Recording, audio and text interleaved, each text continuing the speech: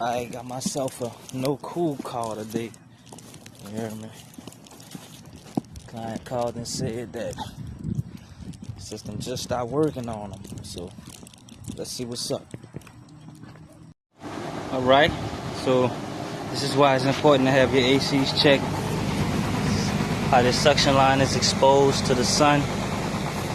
Pretty much that's supposed to be covered up with insulation. Then you got where the system has been hit a couple times. You can tell from the lawnmower or who was ever cutting the grass. And then they're not cutting away from the system because the grass is piling up. That's why it's important to have AC maintenance done. It's the springtime. Let's get it done.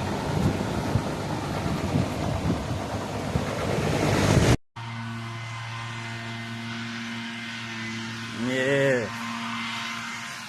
As you can see, is coming through. But when you had the grass cut, try to cut away from the system so all that grass buildup ain't collecting over time, because it'll show stop things from flowing. Yep.